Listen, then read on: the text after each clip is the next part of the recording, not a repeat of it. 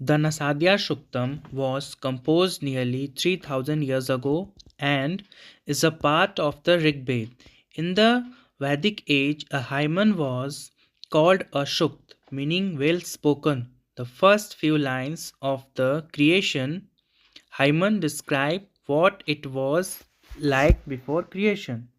यानी कि नास्ता शुक्तम की रचना आज से लगभग 3000 साल पहले हुई थी। यह ऋग्वेद का एक हिस्सा है। वैदिक काल में एक भजन को शुक्त कहा जाता था, जिसका अर्थ है अच्छी तरह से बोला गया। सृष्टि भजन की पहली कुछ पंक्तियां बताती हैं कि सृष्टि से पहले कैसा था। There was no being, no none being then. There was no space, not even the sky. यानी कि तब न कोई अस्तित्व था और न कोई गैर अस्तित्व, न कोई स्थान था और न ही कोई आकाश था। The hymen reflects the immense curiosity of ancient thinkers who wanted to understand the mysteries of life and the universe. They pondered deeply about what existed before the world and as we know it and how the world began. Have you ever wondered about these mysteries? यानी कि यह भजन प्राचीन विचारकों की अपार जिज्ञासा को दर्शाता है, जो जीवन और ब्रह्मांड के रहस्यों को समझना चाहते थे। उन्होंने इस बात पर गहराई से विचार किया कि जिस दुनिया को हम जानते हैं उससे पहले क्या मौजूद था और दुनिया की शुरुआत कैसे हुई। इसी प्रकार के कुछ रहस्य हैं। क्या आपने कभी इन रहस्यों के बारे में सोचा है? चलिए अब हम लोग पढ़ेंगे society in the Vedic age. The Vedic age is divided into two periods. Early Vedic period जो कि 1500 बीसी से 1000 बीसी तक माना जाता है और लेटर वैदिक पीरियड जो कि 1000 बीसी से 600 बीसी तक माना जाता है। During the early Vedic period, people lived in a small tribal groups called Jan or Vish. A tribe is a group of families that live together and share some common features. यानी कि प्रारंभिक वैदिक काल के दौरान लोग छोटे छोटे जनजातीय समूहों में रहा करते थे, जिन्हें जन या विश कहा जाता था। जनजाति परिवारों का एक समूह होता है जो एक साथ रहते हैं और कुछ सामान्य विशेषताएं साझा करते हैं। हम इस अध्याय में बाद में जनजातीय समुदायों के बारे में और विस्तार से विचार विमर्श करेंगे। अभी के लिए आगे बढ़ते हैं। Each tribe was led by a chief called Rajan. The Rajan protected the people and led them in wars. He was advised by two groups, the Sabha, a committee of village elders, and the Samiti. The Samiti had the power to choose the Rajan. People had different occupations like priest, farmer, traders and so on. यानी कि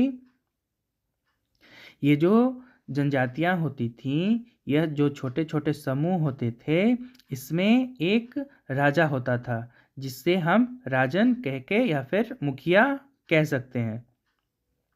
तो प्रत्येक जनजातियों का नेतृत्व राजन नाम का एक मुखिया करता था। राजन लोगों की रक्षा करता था और उन्हें युद्धों में नेतृत्व करता था।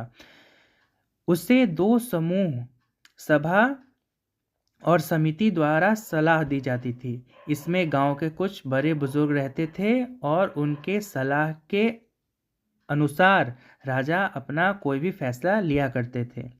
समिति के पास राजन को चुनने की शक्ति थी, यानी कि राजा कौन बनेगा यह समिति के लोग निर्धारित करते थे। लोगों के अलग अलग व्यवसाय थे, जैसे कि पुजारी, किसान, व्यापारी आदि। As time passed, these small tribes grew into large kingdoms. In the later Vedic period, the Rajan became a powerful king with an army, very large army. His power depended on how much land he controlled. king gave themselves grand titles like Samrat, Maharaja Dhiraj, and performed ritual called yajna to gain more power.